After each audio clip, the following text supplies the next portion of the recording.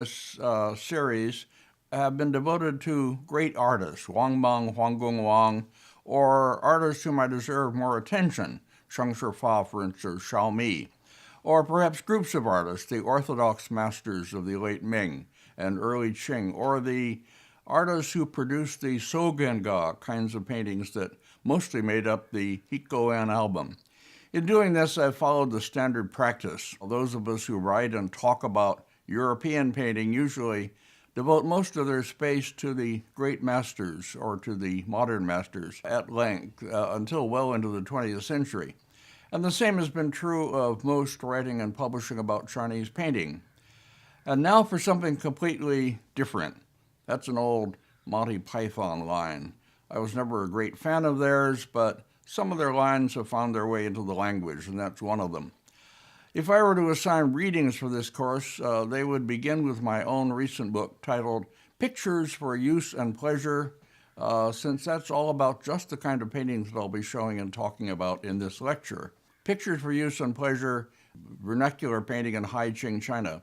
In fact, 3 of the 5 paintings that will be the main subjects of this lecture, and will be shown at great length here, have sections or leaves reproduced from them in my book.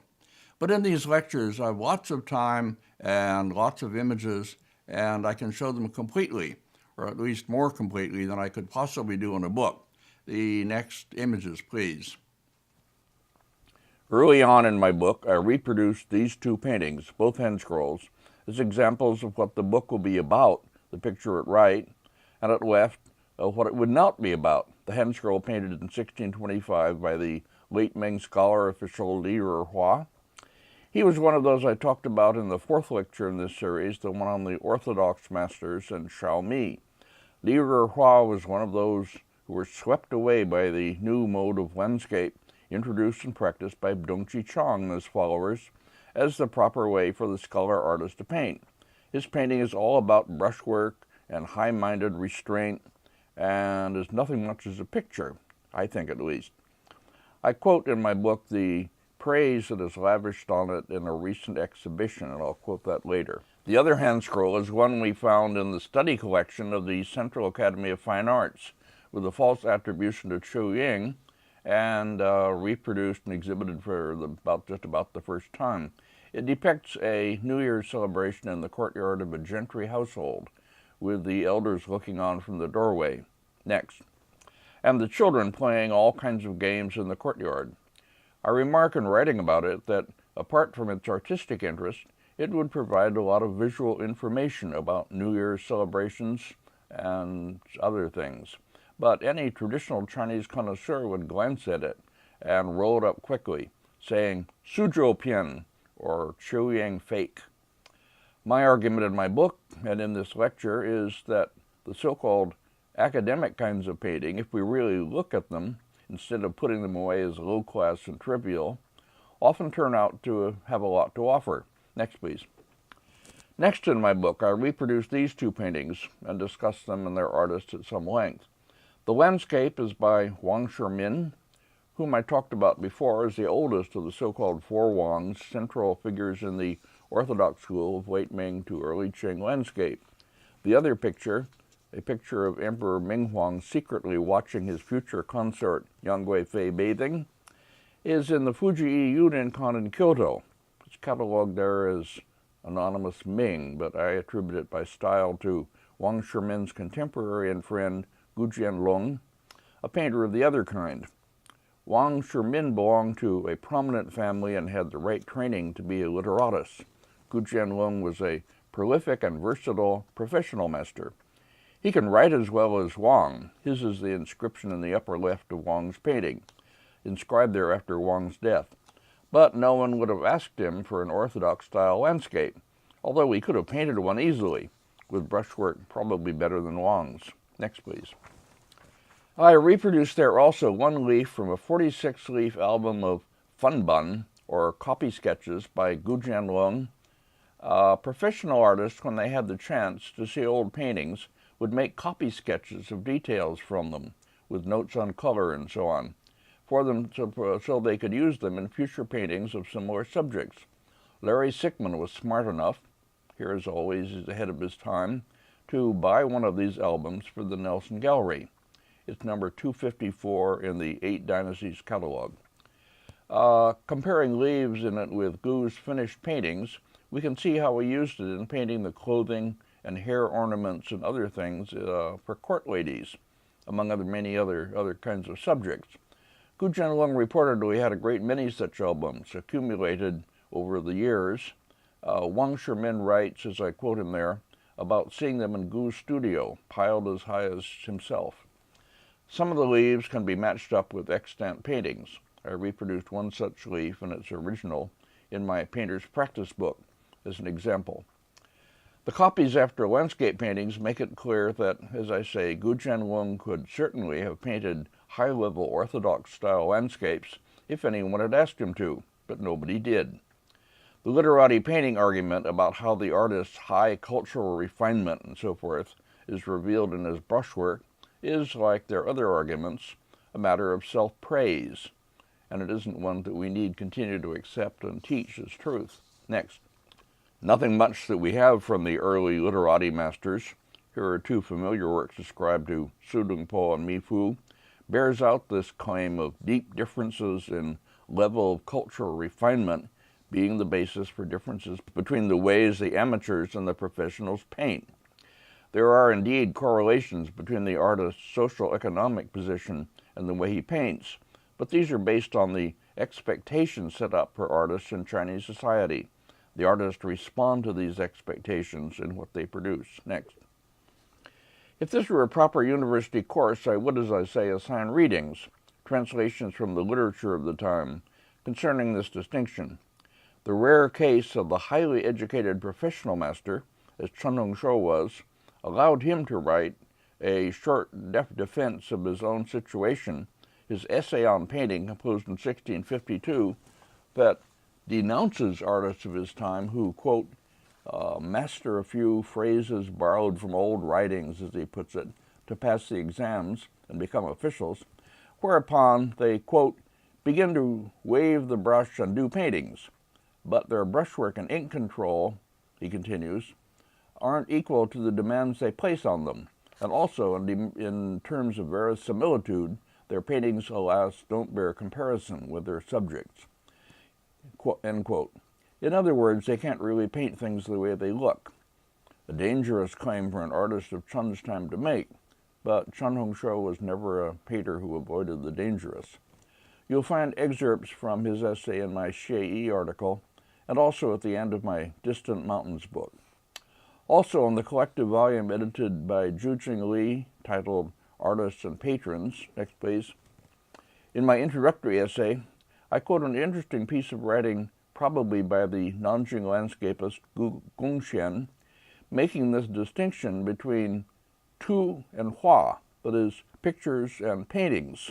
Here is Gong Xian's inscription as I translate it. In ancient times there were pictures, tu, but no paintings, hua.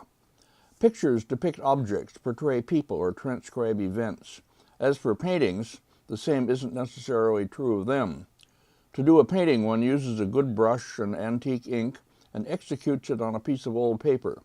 As for the things in a painting, they are cloudy hills and misty groves, precipitous boulders and cold waterfalls, plank bridges and rustic houses. There may be figures in a painting, or no figures. To insist on a specific subject or the representation of some event is very low class. Gongxian is referring to the fact that before the coming of literati painting, in the late Northern Song, but especially in the Yuan, and the rise of literati landscape, which he himself carries out, which he himself paints, artists did what he calls pictures, that is, represented things, all kinds of things. And he is sort of putting that down as a kind of thing that he himself doesn't do anymore. And he is repeating the standard argument that it's somehow low class to do pictures. Now, with that general introduction, I'll go on to show some examples of two pictures before we come to our main subjects, the pictorial Handscrolls in the album. I needed to define just what I mean by pictorial before discussing these. I'll show my examples quickly because I'm not meaning to discuss them individually as paintings, Most of them are in my Pictures for Use and Pleasure book, and you can read about them there. Next. To begin with, it goes without saying that the earliest pictures painted in China were just that, primarily pictures, done as true to life and as descriptively as the artists of the time could manage. Next. And yet, we could already find in one of the earliest pictures preserved, the Changsha painting of a shamaness with dragon and phoenix, some indications that the artist cares about the quality and interest of the brushstrokes as such, apart from their properly descriptive function. Next. Lots of early paintings, including this hand scroll of Early Snow on the River by Zhao Gan, were full of sheer visual information gained by the artist through prolonged observation on the site. Artists who do this kind of painting are praised in writings of the time as making you feel as though you were really in the very place, end quote. Zhao Gan was famous for that, and it was pretty much expected of artists until the coming of the scholar-amateur movement, in which the artist's precious inner life and cultural refinement was supposed to become the proper subject matter and source of expression in painting. You all know my feelings about that. Next, please. Artists of later times who painted detailed, descriptive pictures that provided a lot of visual information about their subjects, such as Yuan Zhang and the Qing dynasty, were often popular and patronized in their time, as Gu Jianlong was, but were badly treated by the critics, who persuaded collectors that they should be buying instead paintings such as the simple and endlessly repetitive ones of orchids and bamboo, done in ink by Zheng Xie or Zheng Panjiao, who was Yuan Zhang's fellow townsman in Yangzhou. Next. In a later lecture, I'll show at great length and in detail a hand scroll depicting a battle by an anonymous Ming period artist who must have specialized in pictures of this kind, pictures of which, to my knowledge, only this single example survives, or else other examples are hidden away in historical archives where nobody recognizes their value as works of art. Next. In the fourth chapter of my Pictures for Use and Pleasure, I discussed briefly the category of paintings done as illustrations to texts, using these two examples. I have no idea in either case who the artist was or what text is illustrated. Many illustrations of this kind, or whole albums of them, have gone through auctions and disappeared into presumably minor collections. That circumstance makes them, like other categories of pictorial art, difficult to pull together and study as a group or a type. Next. In my article on paintings for women in Mingqing China, published in Non-Yu, number 8, and also in Chinese translation, you can find references in my bibliography on my website under 2006 to this article. In that article, I make a new argument about the much-scorned Suzhou Pian handscrolls, handscrolls with illustrations and texts mostly ascribed to Chu Ying or to Sung period masters, and dismissed as Chu Ying fakes or Sung fakes. They used to be found in piles on tables of stores in Hong Kong that sold paintings for sale cheap. I argue that their attribution was purely a formality and meaningless, and that they were like illustrated books, to be enjoyed as that by a great many people, including women, who were not big readers of learned and classical texts. This is one of many extant. They must have been produced by the hundreds, as illustrated books are published, representing the story of Lady Su Hui and her palindrome. These too could become subjects of serious study once they are subjected to this re-examination or reappraisal. Next. Here are details from two of them, out of many, showing the scene in Su Hui's husband's encampment when he looks at the palindrome that she has sent to him. Subjects of paintings in this category are disproportionately those that would have had a special appeal to women, which strengthens, I think, my belief about them. The artists who produced them would keep funbun, or study copy sketches, from which they could endlessly